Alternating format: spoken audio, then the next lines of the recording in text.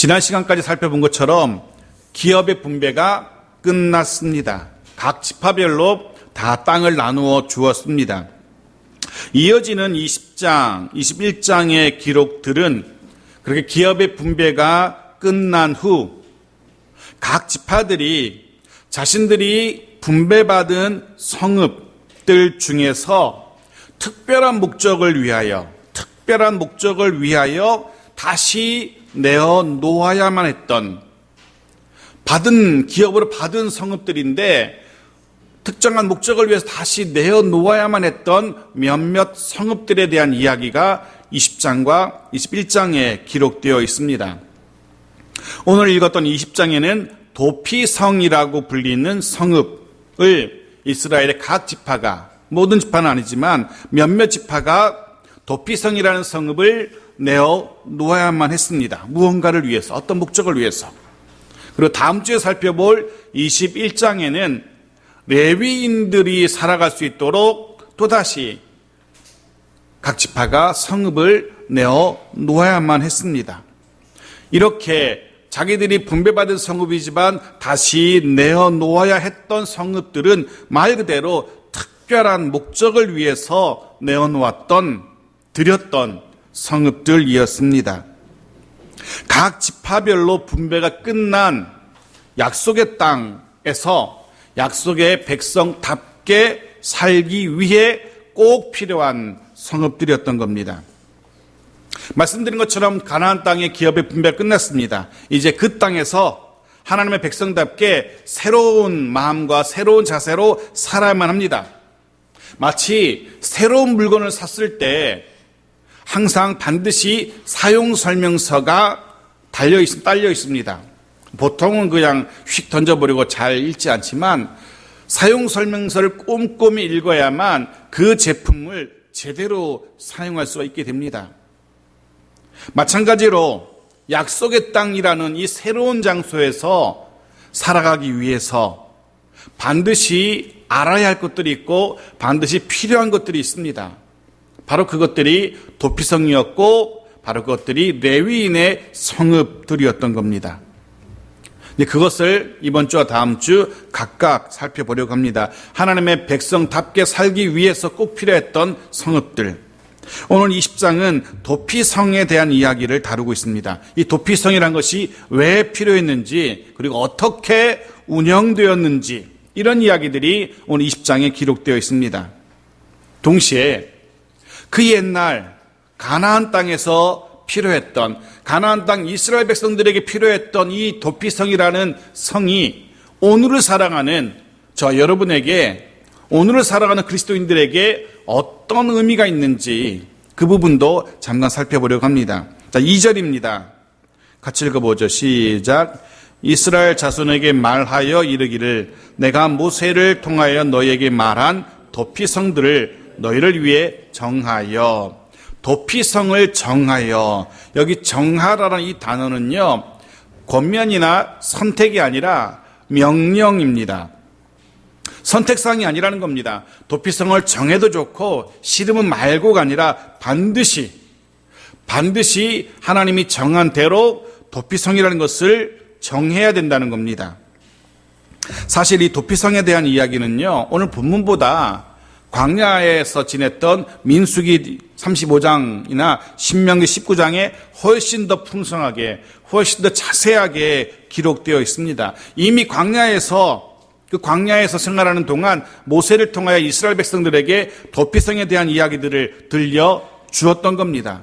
그래서 이미 이스라엘 백성들은 도피성에 대해서 이미 알고 있습니다. 아버지를 통해서도 자녀들에게 전해줬고 이스라엘 모든 백성들이 도피성이라는 것에 대해서 한 번쯤은 다 들어본 성읍인 겁니다. 그래서 오늘 본문은 도피성에 대해서 자세한 이야기를 하지 않습니다. 단지 그 옛날의 이야기를 회상하면서 그 옛날의 명령을 따라서 도피성을 지정하게 되었고 지정된 성읍이 어디인지를 우리에게 들려주고 있는 겁니다.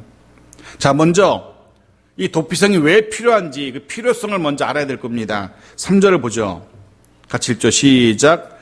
부지 중에 실수로 사람을 죽인 자를 그리로 도망하게 하라. 이는 너희를 위해 피의 보복자를 피할 곳이니라.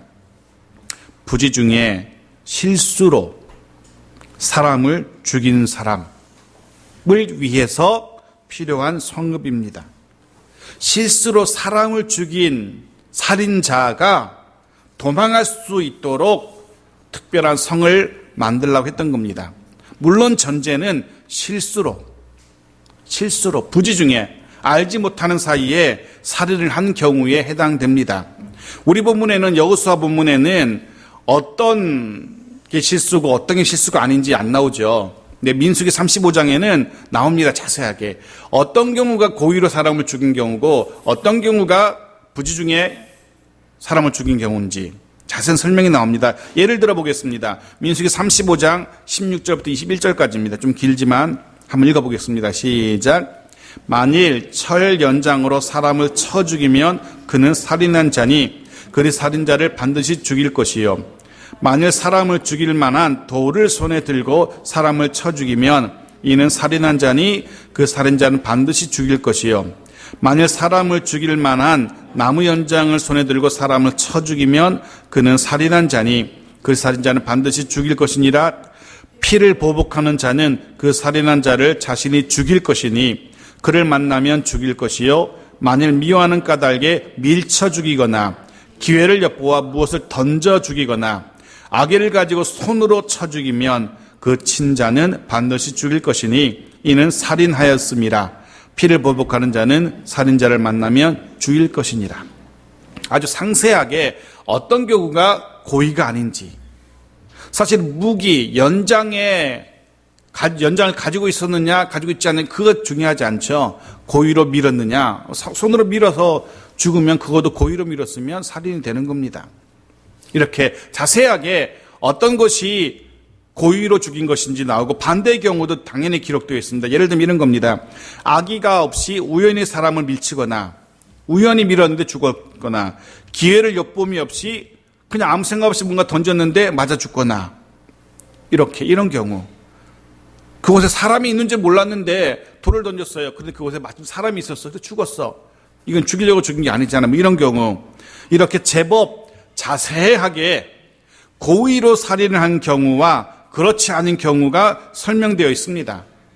물론 고의로 살인한 경우는 당연히 그는 보복을 받을 만합니다. 하지만 문제는 우연히 부지 중에 실수로 사람을 죽인 경우가 문제가 됩니다. 이게 왜 문제가 되냐 하면은요, 당시에는 지금처럼 뭐 경찰이 있거나 검사가 있거나 하는 이런 법체계가 있는 때가 아니잖아요. 당시에는 개인적인 보복이 허용되던 시대였습니다. 조금 전 읽었던 민수기에도 누군가가 내 가족을 죽였어요. 그럼 나도 달려가서 그 사람을 죽일 수가 있는 겁니다. 보복할 수 있는 겁니다. 법적으로 정확하게 아무 하자 없이 죽일 수 있는 겁니다. 그런데 문제는 일부러 죽이지 않았어요. 고의로 죽였어요. 하다 보니까 어떻게 죽었어. 그런데 보복하는 자가 와서 이 사람을 죽일 수도 있잖아요. 이런 경우가 문제가 되는 겁니다. 예를 들어 볼게요. 제가 쉽게.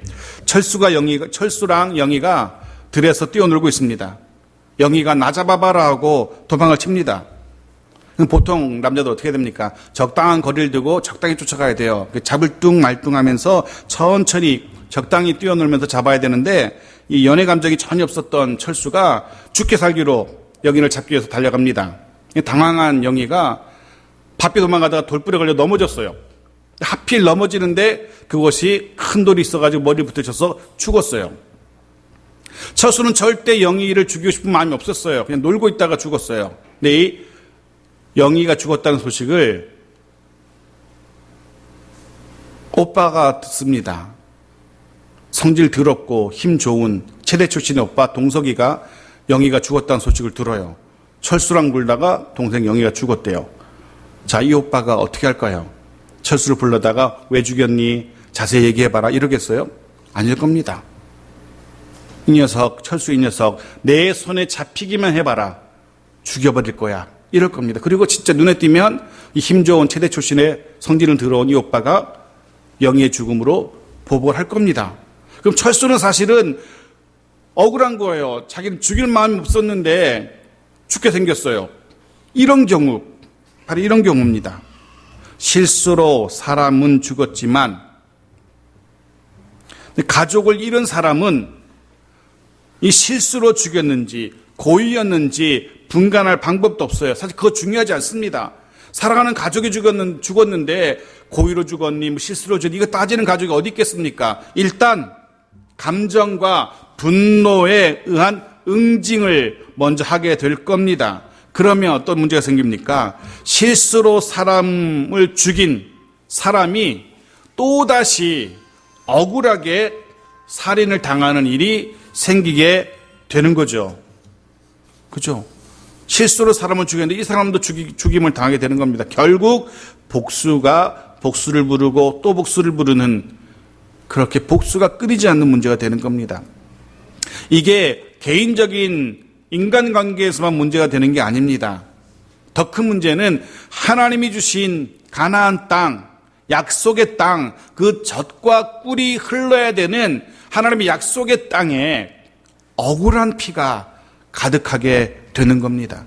젖과 꿀이 흘러야 되는 약속의 땅, 그 풍성한 하나님의 은혜의 땅이 억울한 피로 얼룩지게 되는 겁니다. 해서 하나님은 이런 억울한 죽음이 이 땅에서 반복되지 않도록, 되풀이되지 않도록 도피성이라는 성읍을 지정하신 겁니다. 실수로 사람을 죽인 사람은 일단 이유 여하를 불문하고 일단 도망해야 됩니다. 어디로요? 도피성으로 냈다 뛰어야 됩니다.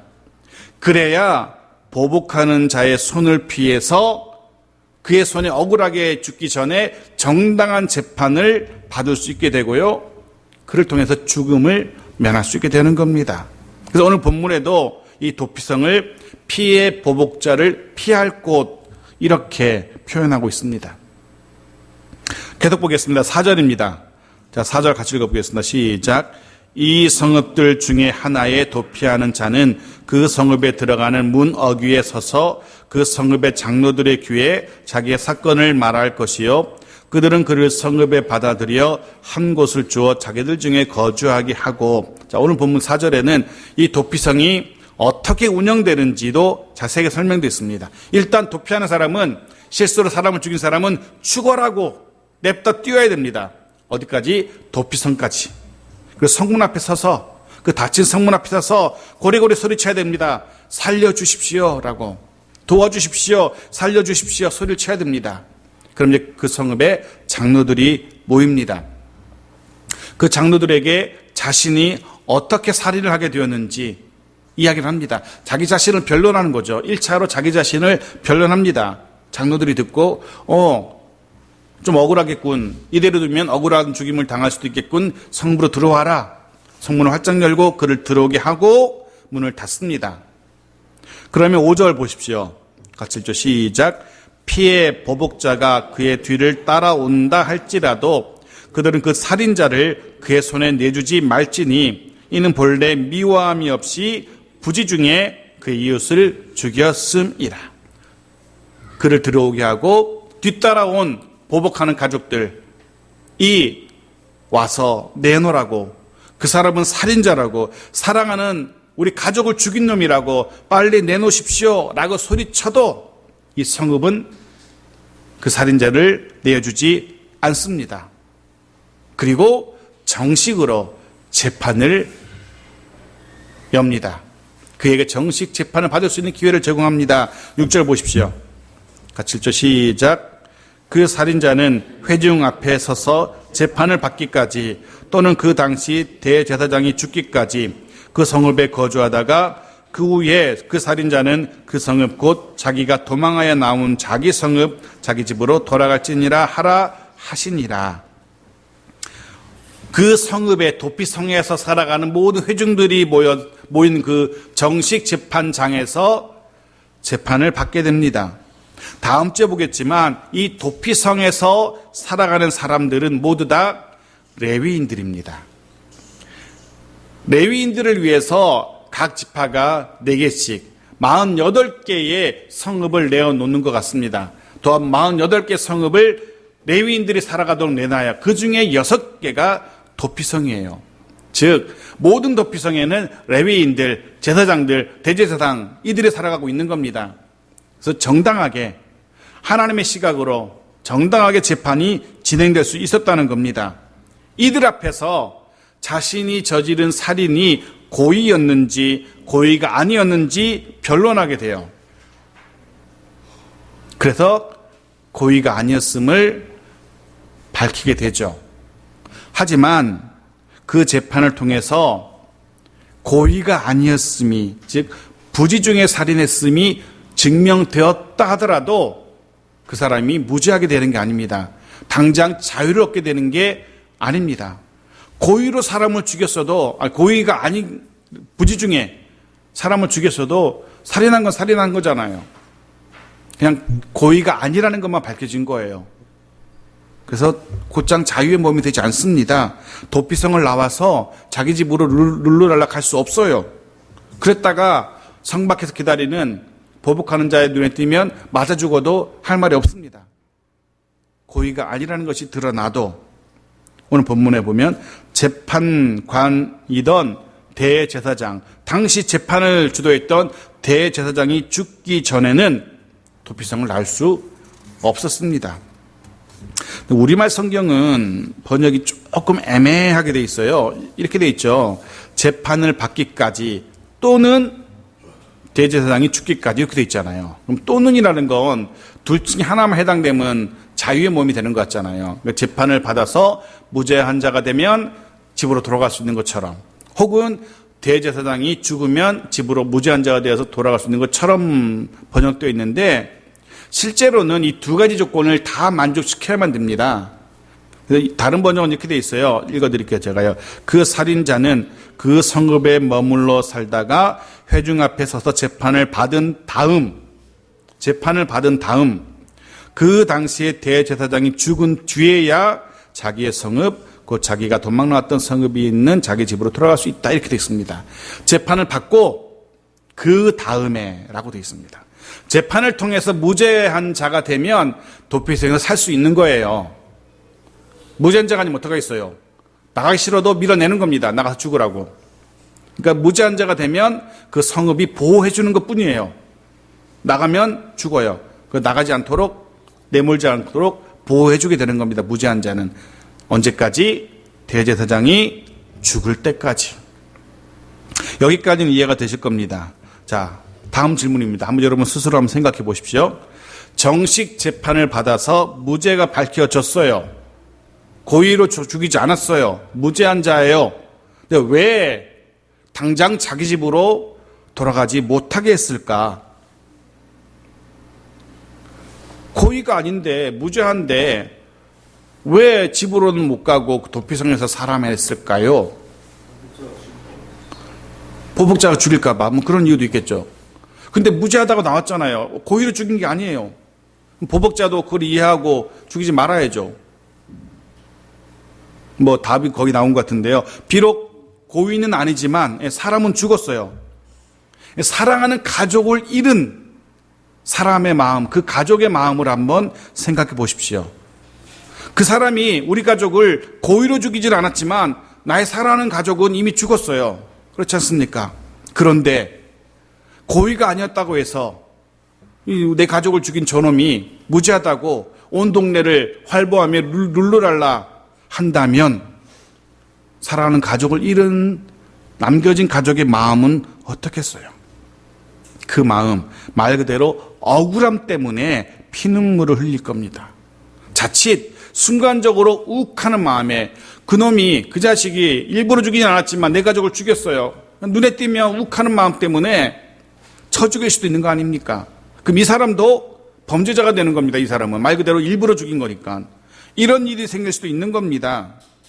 해서 성경은 사랑하는 가족을 잃은 사람들이 또 다른 마음의 상처를 입지 않도록, 그들의 분노로 인하여 또 다른 살인이 일어나지 않도록 미연에 방지하고 있는 겁니다.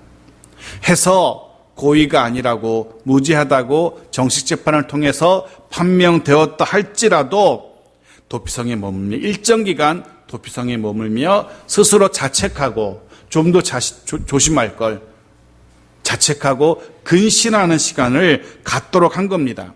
고인은 아니지만 사람은 죽었으니까 스스로 자책하고 근신하는 시간을 갖도록 한 겁니다.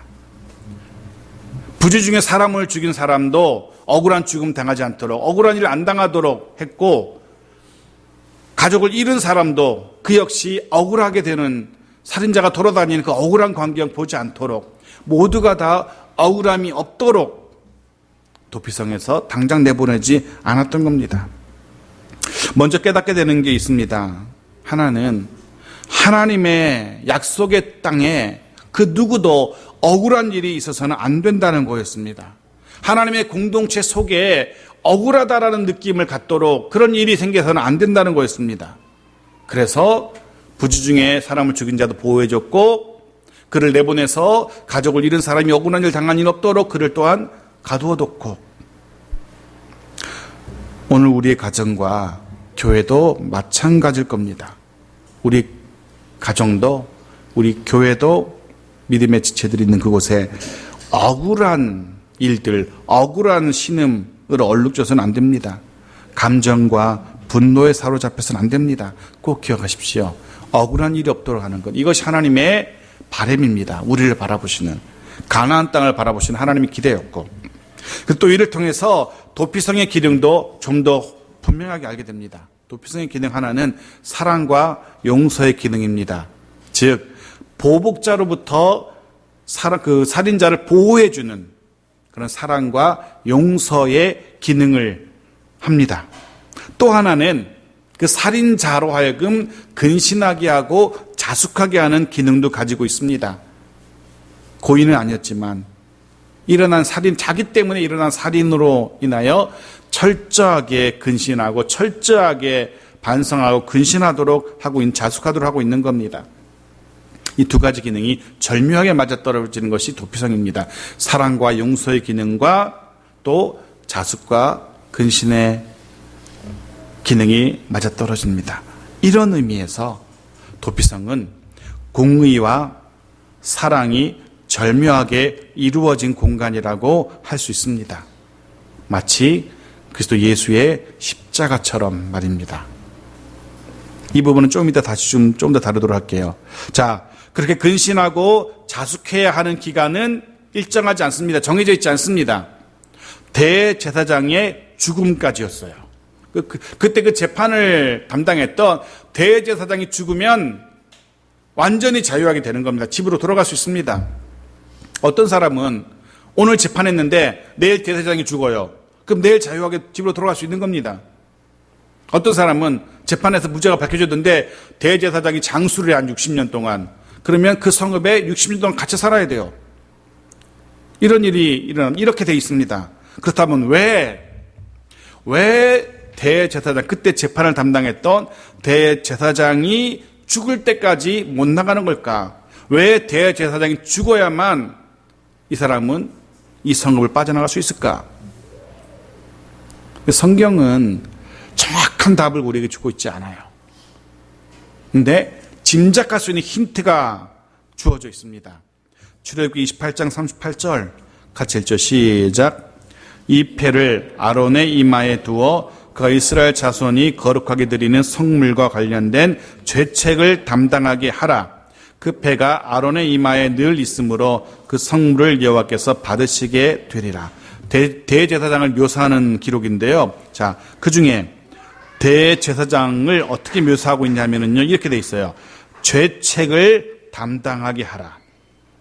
즉 대제사장은 죄의 책임을 지는 사람입니다. 죄의 책임을 지는 사람이에요. 이런 의미에서 도피성에 살인자를 품어준다는 것은요, 그 성읍이 그 죄의 책임을 짊어진다는 의미입니다. 그리고 그 책임은 최종적으로 그 재판을 담당했던 대제사장이 지게 되는 겁니다.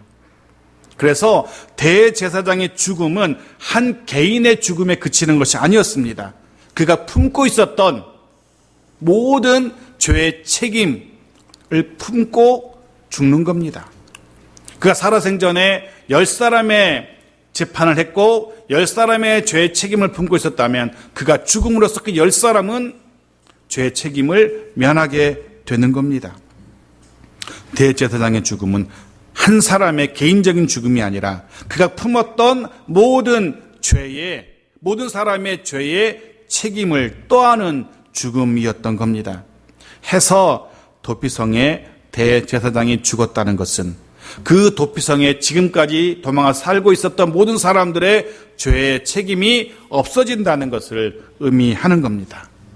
그래서 대제사장이 죽기까지는 그곳에 머물러 있어야 되는 겁니다. 그 죄의 책임이 다 면제될 때까지. 하나님은 이런 목적으로 도피성이라는 것을 하나님의 땅에 지정하셨어요. 두도록 명하셨어요. 그렇게 정해진 도피성의 이름이 7절과 8절에 나옵니다. 이런 거죠. 여러분 손가락 한번 세어보세요. 이에 그들이 납달리 산지 갈릴리 게데스와 에브라임 산지의 세김과 유다 산지의 기럇아르바 곧 헤브론과 여리고 동쪽 요단 저쪽 르벤 지파 중에서 평지 광야의 베셀과 갓 지파 중에서 길랏 라못과 므낫세 지파 중에서 바산 골란을 구별하였으니 몇 개입니까? 6개입니다. 사진을 보여드릴게요. 잘 보시면 요단강, 가운데 요단강을 중심으로 하여서 이편 동쪽에 3개, 그리고 서쪽 가나안 땅이죠. 거기에 3개, 모두 6개를 두도록 했습니다. 이들의 특징은요, 일부는 산지고 3개는 산지고 3개는 평지에 두었는데 중요한 사실은 눈에 잘 띄는 곳에 있었다는 겁니다. 즉 높은 산에 있든 평평한 평지에서 그 성읍이 우뚝 잘 보이게 하든 이런 곳에 있어야 했다는 겁니다. 골짜기 깊은 곳에 있거나 도심 속에 처박혀가지고 안 보이거나 이래서는 안 된다는 겁니다. 널따란 평지든 높은 산지든 잘 보이는 곳. 왜 잘 보이는 곳이어야 돼요? 위급한 사람이 빨리 도망가야 되니까 지금 실수로 사람을 죽였는데 어디로 갈지 몰라가지고 어디 도피성인지 몰라가지고 헤매서는 안 되잖아요. 도움이 필요한 이들이라면 누구나 쉽게 발견하고 뜀박질할 수 있도록 눈에 잘 띄는 높은 산 위에 평지라면 시야가 탁 트인 곳에 세워져 있었습니다. 또 하나 잘 보시면 요단강을 중심으로 해서 엄밀히 약속의 땅은 엄밀히 어디입니까? 가나안 땅, 요단 서편입니다. 그런데 오늘 도피성은요, 그 가나안 땅뿐 아니라 요단 동편에도 3개가 있어요. 왜 거기도 도피성을 두셨을까요? 거기도 하나님의 백성들이, 이스라엘 백성들이 살고 있잖아요. 그래서 그곳에도 도피성을 두었던 겁니다. 즉 하나님의 백성이 있는 곳이라면 그곳이 어디든 도피성을 두게 하셨고 그 도피성을 통해서 목숨을 건지도록 하나님은 도피성을 양쪽에 나눠 놓으신 겁니다. 물론 그 땅에 살아가던 하나님의 백성이 살아가던 그 땅에 이방인이 있더라도 혜택은 주어집니다. 민수기 35장 15절 말씀 보십시오. 민수기 35장 15절 같이 읽죠. 시작. 이 6 성읍은 이스라엘 자손과 타국인과 이스라엘 중에 거류하는 자의 도피성이 되리니 부지 중에 살인한 모든 자가 그리로 도피할 수 있으리라. 심지어 이방인도 또 나그네라 할지라도 하나님이 통치하시는 땅 안에 들어왔다면 억울한 죽음 당하지 않도록 한 겁니다. 누구라도. 자, 이제 말씀을 마무리해 보겠습니다. 이 도피성은 이미 구약 여호수아 시대에 있었던 성읍입니다. 우리와는 전혀 상관없는 성읍입니다. 우리는 억울한 일 당하면 경찰서 접근하면 돼요. 변호사 접근하면 돼요. 이 도피성은 우리와 아무 상관없는 것 같습니다. 하지만 오늘 저와 여러분에게도 이와 똑같은 도피성과 같은 성읍이 우리에게 있습니다. 도피성이 우리에게도 있습니다. 바로 예수 그리스도입니다. 구약시대의 도피성처럼 누구나 볼 수 있도록 높이 들린 그리스도 십자가, 그 속에는 말씀드린 것처럼 하나님의 공의와 하나님의 사랑이 고스란히 담겨져 있습니다. 누구든 그리로 달려가 도움을 얻을 수 있습니다. 누구든 도피성으로 달려가 도움을 얻을 수 있었던 것처럼 누구든 십자가로 달려가 도움을 얻을 수 있습니다. 생명을 보존할 수 있습니다. 누구든 그 앞으로 달려가 구원을 받을 수 있습니다. 그렇습니다. 이들 여호수아 시대의 도피성은 오늘을 살아가는 저와 여러분에게 우리의 참된 도피성 되시는 예수 그리스도를 생각나게 해 줍니다. 예수 그리스도가 이 시대 저와 여러분의 도피성인 겁니다. 이 도피성을 통해서 예수께서 저와 여러분에게 주시는 놀라운 구원의 사건, 그 생명의 사건을 다시 한번 깊이 묵상할 수 있기를 바랍니다. 우리의 이 시대의 도피성 되시는 예수 그리스도, 그분은 우리가 어려움을 당할 때에, 억울한 일을 당하게 되었을 때 언제든 달려갈 수 있는 곳입니다. 달려갈 수 있는 분입니다. 예수 그리스도가 가장 안전한 도피처, 피난성 되는 겁니다. 우리가 죄로부터 혹은 소망이 없는 상황으로부터 힘들고 어려운 지경을 만날 때 도움이 필요하다면 방법은 한 가지뿐입니다. 예수 그리스도를 바라보고 그분께로 달려가는 겁니다. 그분께로 나아가는 겁니다. 지치고 힘들 때 도움이 필요하시다면 세상 보지 마시고 사람 보지 마시고 도피성 되시는 예수 그리스도를 바라보시고 그 앞으로 달려가는 저 여러분 모두가 되어지기를 주의 이름으로 축원합니다.